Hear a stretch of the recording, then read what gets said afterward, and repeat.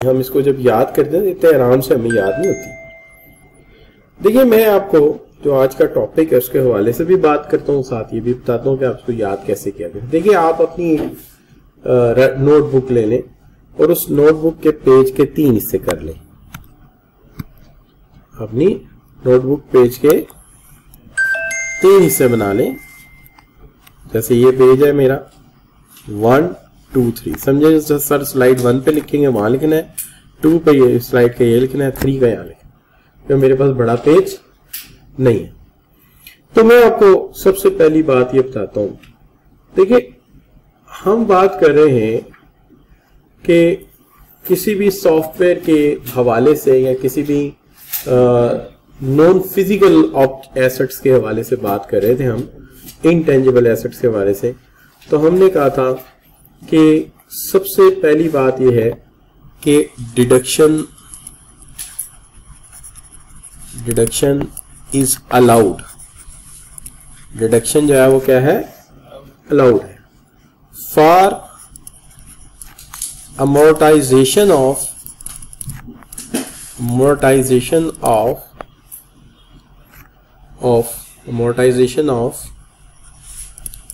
intangible assets। तो इस पे amortization अलाउ है। अब ऐसा लिखने से पेज पे याद हो गया, अच्छा यार ये ना जो इंटेंजिबल एसेट्स होते हैं इनकी कॉस्ट पे हम amortize कर सकते हैं। amortization of cost of intangible assets, तो हम इसकी कॉस्ट को amortize कर सकते हैं। अब इसके अंदर सबसे पहली बात यह है कि कॉस्ट क्या है।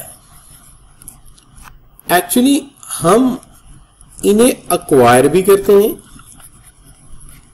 कॉस्ट ऑफ अक्वायरिंग भी है, और हम इन्हें क्रिएट भी करते हैं। यानी अगर आप कहेंगे कौन सी कॉस्ट है जिसको आप amortize कर रहे हो, किस कॉस्ट को amortize कर रहे हो, जो या तो उसे खरीदने की है, अक्वायर करने की है, या दूसरी क्या चीज है, बनाने की है उसको। और आप ये जानते हो कि हम इसे इम्प्रूव भी करते हैं, या हम इसे क्या करते हैं, रिन्यू करते हैं। तो ये आ गया बच्चों क्या आपका एक हिस्सा। ये है क्या, अब देखिए आपके ज़हन में लिखना आसान हो जाएगा। Deduction deduction is allowed for amortization cost of intangible asset, और उसकी कॉस्ट क्या है, cost of acquiring it and cost or creating it. और हम इसे इंप्रूव करने की कॉस्ट को भी शामिल करते हैं। हर 2-3 साल बाद सॉफ्टवेयर डेड हो जाता है, हम फिर दोबारा उसको क्या करते हैं, रिन्यू करते हैं। तो ये अगर आप इस तरह लिखा करेंगे घर जाके तो आपको चीजें याद रहेंगी। अब देखिए दूसरी तरफ अगर आप देखते हो नंबर 2, तो यहां बात यह आती है कि वो एसेट जो wholly or partially used in business. तो ये लिखिए, आप लिखिए और उसको जहन में बैठाएं अपने, ठीक है। लेकिन दूसरी बात, इनकी लाइफ कितनी होनी चाहिए, 1 ईयर मोर, ठीक है जी। 1 साल, या life is more than 1 year, 1 साल से ज्यादा इनकी जिंदगी हो, ठीक है जी।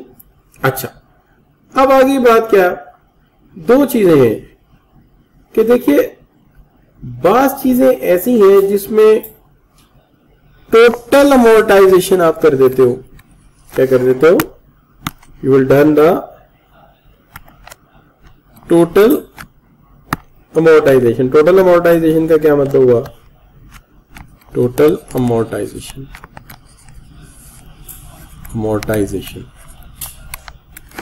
इन द फर्स्ट ईयर, पहले ही साल में सारी amortization आपने कर दी। अब क्या होगा, entire total amortization the first year allowed, तो फिर इसके बाद no deduction is allowed. No deduction is allowed. लेकिन साथ आप लिख लीजिए कि ये यूनिक केस होते हैं। कोई ऐसा सॉफ्टवेयर जो प्लांट चलाने के लिए है, डैम चलाने के लिए है, अगर हमने ऐसा कोई सॉफ्टवेयर लिया है तो फिर नेचुरल बात है कि उसके ऊपर हमने मोनेटाइजेशन पहले ही साल में कर ली, तो आगे डिडक्शन कर सकते हैं? नहीं कर सकते।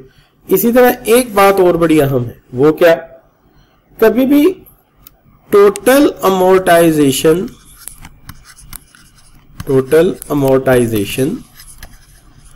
ग्रेटर नहीं हो सकती किससे? कॉस्ट से। ग्रेटर नहीं हो सकती कॉस्ट से। अब देखिए कितनी बातें आप एक पेज पे लिख लेते हैं।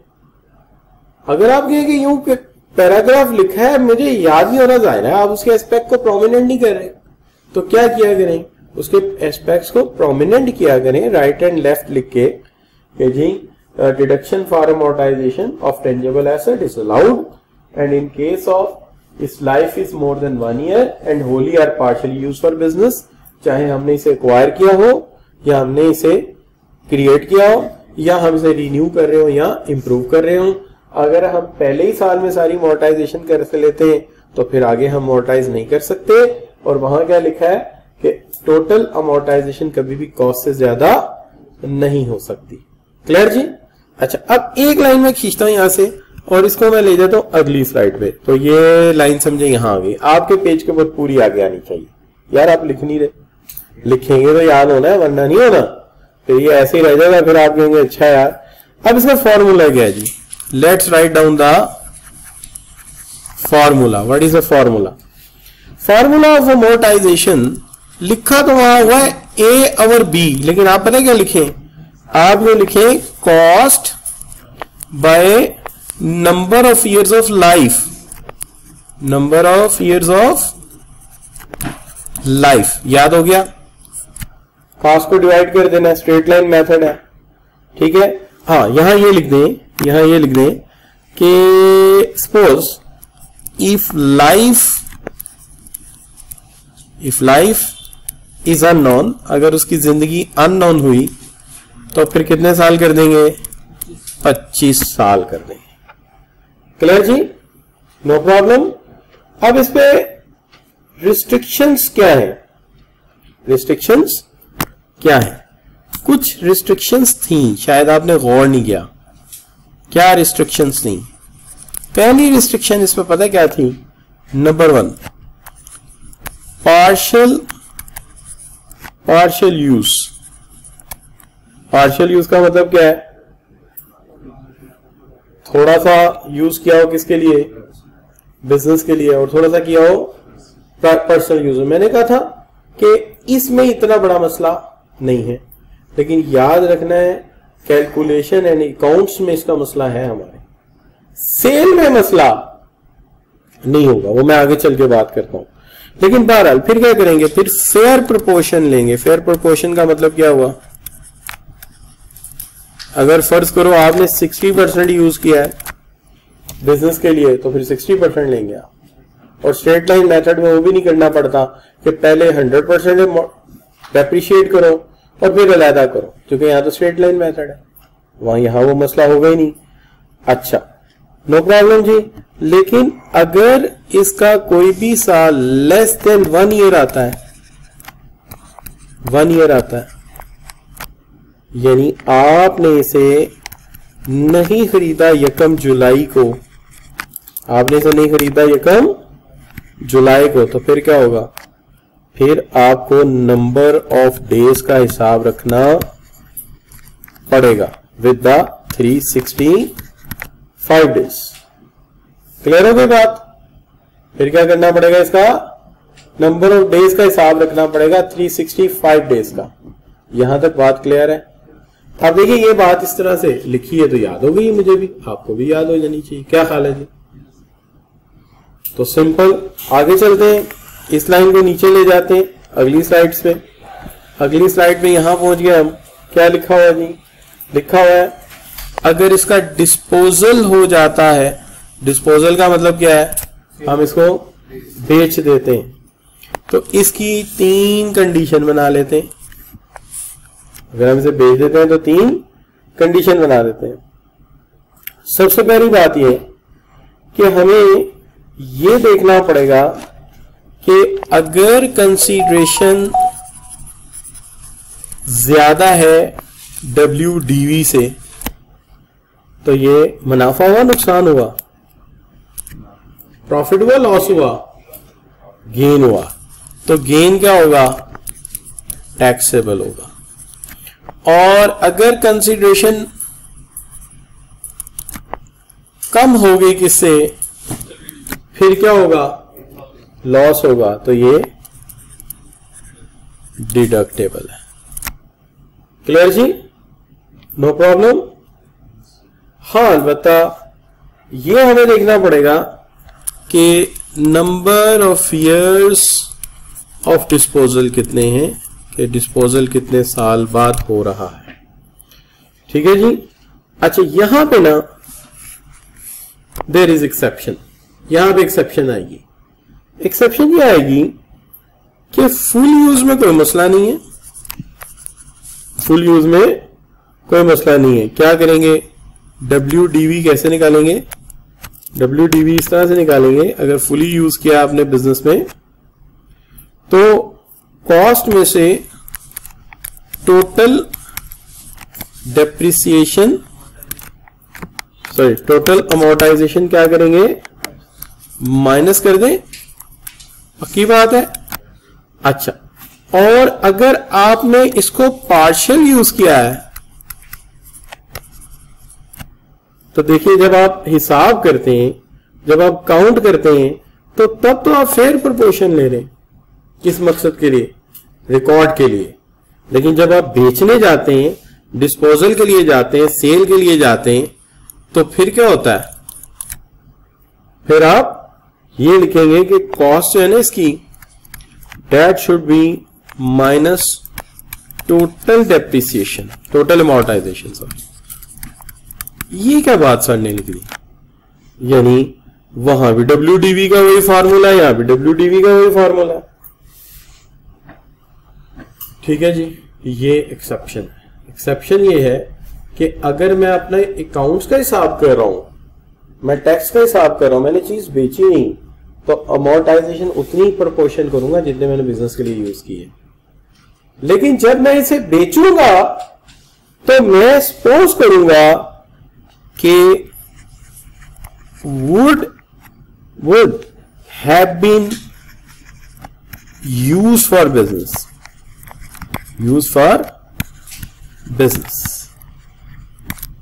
ठीक है। इस बात को फिर एक दो बार रिपीट करूंगा, अभी नहीं, जरा थोड़ा आगे चलेगा। ठीक है जी। अभी तक क्या समझ आई है? अभी तक ये समझ आई है डिडक्शन अलाउड है। अमोर्टाइजेशन किसके लिए?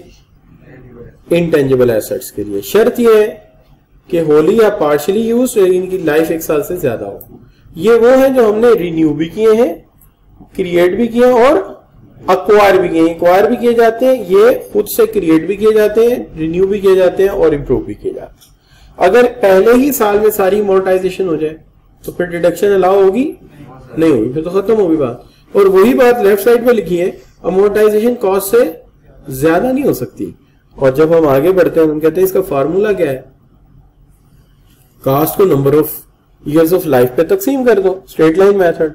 और अगर नहीं पता तो फिर 25 साल रख लो। ठीक है।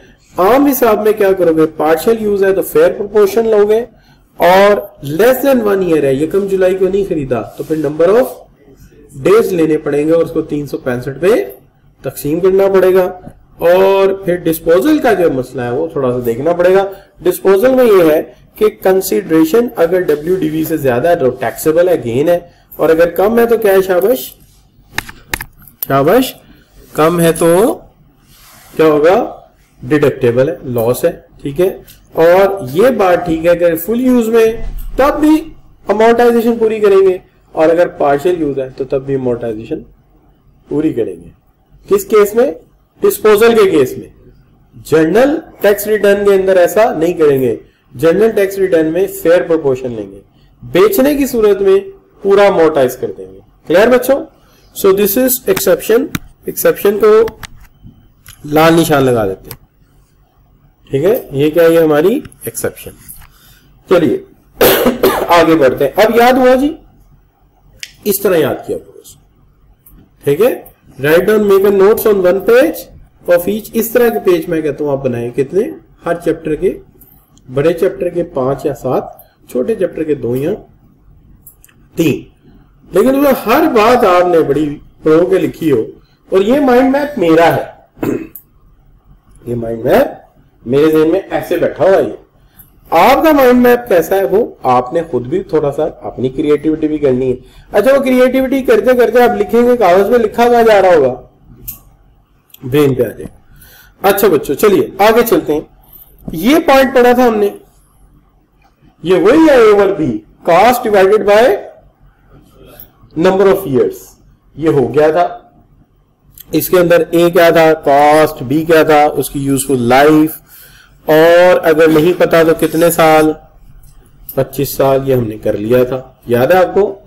ये देखिए, और जिस साल हमें नहीं पता या जिस साल हमने पूरा साल यूज नहीं किया उसके अंदर क्या कर लिया था, ये देखिए 1 फरवरी को खरीदा था, जुलाई को खरीदा होता तो पूरे साल पे डिवाइड करते हैं, लेकिन चूंकि आपने 1 फरवरी को खरीदा था तो उस साल के 150 डे और डिवाइडेड बाय 365 पार्शियल अमोर्टाइजेशन, यानी जिसको आपने क्या कहा था, फिर अमोर्टाइजेशन की है। अच्छा, एक बात यहां पे है, एन अमोर्टाइजेशन डिडक्शन फार्मूला क्या है, ए क्या है, अमोर्टाइजेशन अमाउंट, बी क्या है, नंबर ऑफ डेज, और सी क्या है, ये किस सूरत में है, जब वो 1 साल से कम है, जब वो 1 साल से कम है। तो उसका ये स्लाइड थी, क्लियर जी?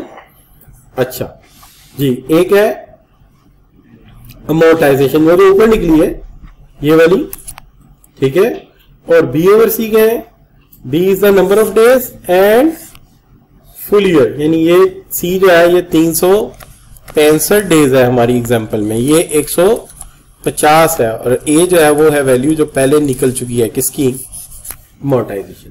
क्लियर? ये सारा काम कर चुके हैं आप। अब देखिए, नहीं पता तो 25 साल है, कहता है नॉट फॉर डिस्पोजल। क्या मतलब? ये मैंने खुद लगाया है, ये बुक में नहीं है। नॉट फॉर डिस्पोजल, जब तुम इसे बेच नहीं रहे, किसके लिए, फॉर यूज इन बिजनेस, तो फिर क्या होगा, if asset is partly use in business and partly for other person, the amortisation will be allowed on proportionate base.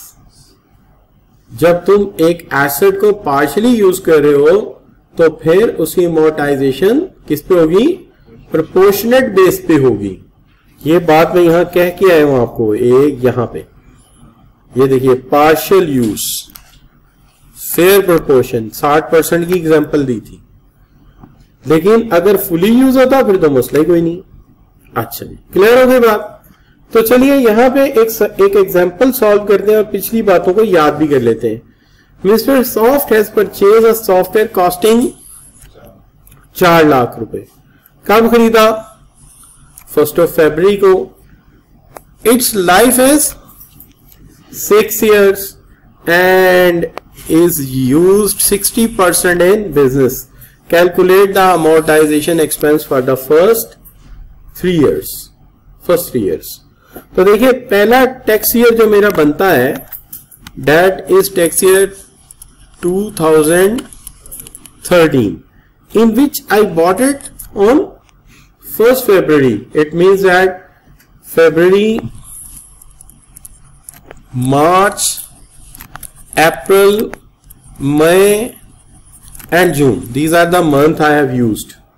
So June you know that the 30 days का होता है, मई 31 का होता है, अप्रैल 30 का होता है, मार्च 31 का होता है, और फरवरी आमतौर पे 28 का होता है।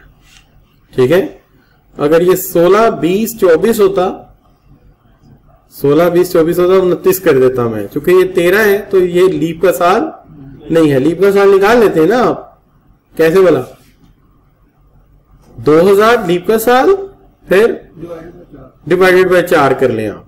जब भी 4 पे डिवाइड करें तो जब चौथे पे डिवाइड होगा तो वो, जैसे अब लीप का साल कब आएगा, 24 में आएगा। इससे पिछला कौन सा आया था, 20 का, उससे पिछला 16 का, उससे पिछला 12 का, 13 का लीप था 12। अच्छा, ठीक हो गई जी बात। अच्छा, तो मैं इसकी अमोर्टाइजेशन करता हूं, तो अमोर्टाइजेशन होगी क्या शाबाश, 4 लाख का एसेट है, इस्तेमाल स्ट्रेट लाइन के मुताबिक कितनी देर के लिए करेगा, 6 साल। आ गया, ए आ गया, ये ए है, उसने कहा था A multiply by B over C, B थे डेज, ये डेज कितने बनते हैं 150, ठीक है जी, और नीचे क्या आ जाएंगे 365 दिन, तो ये इसकी क्या आ गई, अमोर्टाइजेशन आ गई। क्या हाल है बच्चों, लेकिन क्योंकि ये 60% यूज हुआ है तो हम इसको 60% भी कर देंगे, ठीक है, हम इसको 60% भी कर देंगे, कितना हो जाएगा 16438, डन जी। फिर मैं इसको टैक्स ईयर 2014 के लिए अमोर्टाइज करता हूं, तो जब मैं इसके लिए अमोर्टाइज करूंगा तो 4 लाख रुपए को मैं 6 पे डिवाइड करके मल्टीप्लाई सिर्फ 60% से करूंगा। अब 60 से क्यों कर रहा हूं शाबाश, क्योंकि अब पूरा साल मैंने इसे यूज किया, ठीक है जी। कितना आएगा बच्चों 40,000 जी, लेकिन यह है कि जब साल पूरा हो गया तो फिर हमने वो फॉर्मूला लगाया ही नहीं है, यानी ए ओवर बी, ए इंटू बी ओवर सी तब लगेगा जब साल से कम होगा, वरना एक ही मोटाइज आएगी उसकी। अच्छा बच्चों, अब आगे क्या आ गया, टैक्स ईयर 2015। अब अमोर्टाइज कैसे होगा शाबाश, 4 lakh divided by 6 multiply by 60, कितना हो गया जी 40,000। क्लियर हो गई बात, नो प्रॉब्लम जी, फिट हो गया। तो हमें अमोर्टाइजेशन निकालनी आ गई, गुड हो गया जी। अच्छा चले, एक तो बात ये हो गई, आगे बढ़ सकते हैं।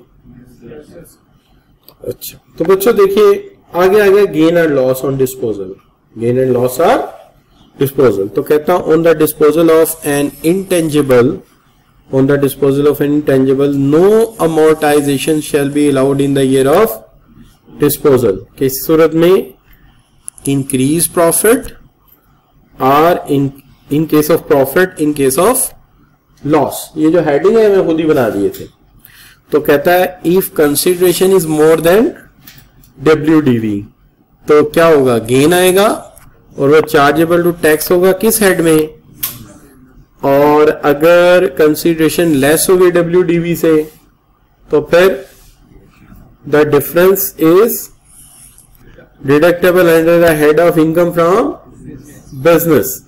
तो ये लॉस हो गया, लॉस में भी क्या होगा ये डिडक्टेबल। एक एक्सेप्शन है, और वो एक्सेप्शन क्या है, एक्सेप्शन ये है कि in case of disposal there is an exception, and that exception जिसकी बात हो चुकी है, WDV at the time of disposal shall be calculated। अगर तुम बेचते हो तो फिर क्या होगा, कहता है बेचने की सूरत में asset is wholly use for business, क्या होगा cost of intangible asset minus total amortisation.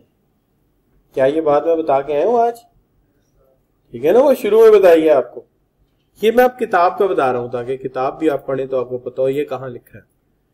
Asset is not wholly used in business, cost minus total amortization। Use के केस में आपने फेयर प्रोपोर्शन लेना है और बेचने के केस में पूरा अमोर्टाइज कर देना है। क्यों, हमने सपोज करना है that would be allowed if the intangible was wholly used, कि intangible जो है वो wholly यूज हुआ बिजनेस। क्लियर बच्चों, intangible is wholly used in business, no problem बच्चों। अच्छा अब चलते हैं, बात करते हैं एक सवाल पे। Mister J Soft has purchase a software costing 5 lakh रुपए on 1 February 2020। Its life is 10 years and it is used 60% in business and sold in the current year कब 15 सितंबर 2022 for the rupees 2,70,000 estimate gain और loss. तो gain और loss को क्या करो, estimate कर दो। अब देखिए सबसे पहली बात यह है कि हमें इसकी अमोर्टाइजेशन की तरफ जाना पड़ेगा। अमोर्टाइजेशन जो करनी पड़ेगी वो होगी टैक्स ईयर 2020 की, फिर बेचा कब है 22 में, तो टैक्स ईयर 2021 की अमोर्टाइजेशन भी चाहिए और टैक्स ईयर 2022 की अमोर्टाइजेशन भी हमें चाहिए। ठीक है जी बच्चे, सितंबर में चला गया तो निकल नहीं गया हमारे सालों से। क्या हाल है, एस्टिमेट गेन एंड लॉस तो हमें सितंबर को भी देखना पड़ेगा, कोई बात नहीं कर लेते, लेकिन एक वजह सितंबर की मैं निकालना ही चाहता, मेरा दिल ही नहीं कर रहा, आज थोड़ा ही करेंगे, दिल नहीं चाह रहा, छोड़े पड़ा। कभी कभी हम भी अपनी मर्जी कर ले तो क्या हर्ज है, नहीं जी सारी जिंदगी उनकी मर्जियां मानते रहे, आज अपनी मर्जी करके देखते हैं। चलो कोई बात। अच्छा बच्चों, सबसे पहली बात तो मुझे ये बताओ कि अमोर्टाइजेशन करूंगा 5 लाख रुपए के एसेट की, शाबाश, कितने साल चलेगा, 10 साल चलेगा। मल्टीप्लाई करना तो 150 बाय 365, तो आप कहेंगे सर आपने फौरन कैसे निकाल लिया। अच्छा भाई मैंने रट्टा लगा लिया। वो कहां से लगा लिया यार, ये पिछले वाले केसों से वही तो पकड़ के ला रहा हूं, ये देखो ना निकाल के तो लाया हूं यहां से, ये देखो क्या हाल है। अच्छा चलो, अब कितने परसेंट यूज किया इसने बिजनेस में, लेकिन मैं परसेंटेज भी अप्लाई नहीं कर रहा भी मेरा दिल परसेंटेज अप्लाई करने को। और फिर 2023 की भी अमोर्टाइजेशन जाओ, मैं नहीं निकालता, कर लो जो करना। चलो देखते हैं क्या होता है आज। अच्छा जी, निकालेगा कोई बच्चा? यार वो सही कर लेंगे, कोई मसला नहीं, बाद में ठीक कर लेंगे, तूने घबराना नहीं है बिल्कुल। कितना बेटा? 20548, ठीक है। अच्छा चलो, अब फिर अब जो करोगे ना, तो अब 10 पे डिवाइड करेंगे, डेज नहीं करेंगे। कितना हो जाएगा? 50,000 हो जाएगा। और यहां पे भी क्या हो जाएगा? 50,000 हो जाएगा, ठीक है। अच्छा, अब ऐसा हो सकता है मैं यहां लिखूं कि ये मेरी कंसीडरेशन है, कितनी आई है? 3,70,000 मेरी कंसीडरेशन आई है। WDV मुझे निकालना है, WDV, इसको मैं वर्किंग 1 में ले जाता हूं। ये मेरी वर्किंग 1 है जिसके अंदर मेरा 5 लाख रुपए का एसेट था, 5 लाख रुपए का। उसके ऊपर जो मेरी माइनस में कर देता हूं अपनी टोटल अमोर्टाइजेशन, तो टोटल अमोर्टाइजेशन मेरी बनती है 45,8, 1,05,000, यानी 5 लाख माइनस 1,30,000, 1,20,548। यार कितनी जल्दी आप लोग टोटल कर लेते हैं, माशाल्लाह, जीनियस हो गए बच्चे। ठीक है जी, अब क्या बना? 3,79,452, सॉरी। अच्छा बच्चों, अब हम इसको यहां से यहां ले जाते हैं। 3,7,9 कितना हो गया? 452 माइनस कर दिया, क्या आ गया बच्चों जी? 9,452। ये क्या आ गया इसके ऊपर? लॉस। तो क्या आ जाएगा? डिडक्टेबल है। क्या हाल है बच्चों? Is it deductible or not? तो ये हो जाएगा डिडक्टेबल, तो ये डिडक्टेबल। गेन में होता तो गेन में कर लेते, क्या ख्याल है? गेन में होता तो गेन में कर लेते। चले ऐसा करते हैं, एक पार्ट ये कर लेते हैं, दूसरे में सपोज कर लेते हैं कि इसका कंसीडरेशन जो है ना वो 3,90,000 है। अब क्या होगा बच्चों, WDV वर्किंग 1 से लिया मैंने, अब क्या बन गया बच्चों,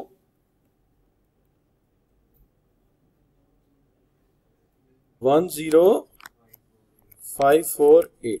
ये क्या आ गया, गेन, तो ये क्या हो जाएगा, टैक्सेबल, और वो क्या था, डिडक्टेबल। ठीक हो गई बात। अच्छा, अब जरा थोड़ी सी बात हो जाए कि सबसे पहली बात, इसमें 60% क्यों नहीं लगाया। तो हमने कहा था कि नॉर्मल हालात में अमोर्टाइजेशन जब करोगे तो फेयर प्रोपोर्शन करोगे, लेकिन जब डिस्पोजल करोगे तो क्या सपोज करोगे, it would be allowed if the intangible asset was Holi use, तो टोटल अमोर्टाइजेशन करोगे। पहला जवाब मिल गया। दूसरी बात, इसकी एक्सेप्शन पे चलते हैं। एक्सेप्शन में लिखा है सेक्शन, ये तो पढ़ चुके हैं आप, ये किसका है, डिडक्टेबल एसेट्स, कौन से, टेंजिबल।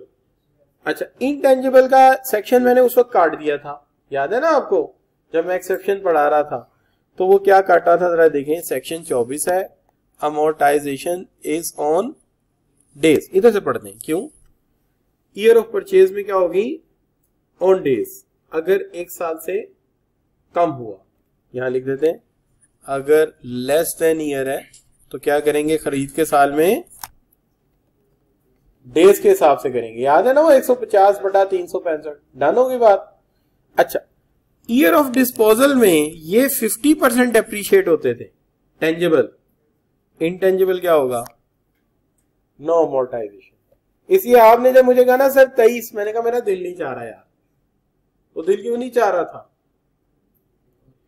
वो इसलिए नहीं चाह रहा था कि इनटेंजिबल जो है अपनी सेल के साल में अमोर्टाइज नहीं होता। ठीक हो गई बात। अब 2 बातें समझ आई हैं, बेचते वक्त पार्शियल अमोर्टाइजेशन नहीं करेंगे, फिर पार्शियल अमोर्टाइजेशन नहीं करेंगे, फुल अमोर्टाइज करेंगे, और दूसरी बात, बेचने के साल में अमोर्टाइजेशन नहीं करेंगे। अच्छा जी, और मेथड इधर क्या लगा था, इधर क्या लग गया, ठीक है जी, यहां इनिशियल अलाउंस है, यहां no concept of initial allowance, वहां इनिशियल अलाउंस का कॉन्सेप्ट था, यहां कॉन्सेप्ट नहीं है। एक्सेप्शन क्या है इसके अंदर, एक्सेप्शन इसकी ये है, the exception is intangible asset if the intangible asset is not wholly used to drive the income from chargeable to tax, the written down value equals to the cost of intangible asset less the amortization would allowed if intangible asset was wholly used। Exception, इस exception को 3-4 दफा मैंने explain किया है, एक दफा मैंने यहां पे भी किया था कहीं, जहां मैंने ये सितारा लगा दिया था। क्लियर बच्चों, और यहां पे भी बात हो गई। अब बिल्कुल कंफर्म हो गई सारी बातें, कोई मसला नहीं है, बिल्कुल क्लियर है सारी बातें। तो चलिए, ये क्या होगा, ये डन हो गया। यहां तक मेरा ये ख्याल है इखलाकी तौर पे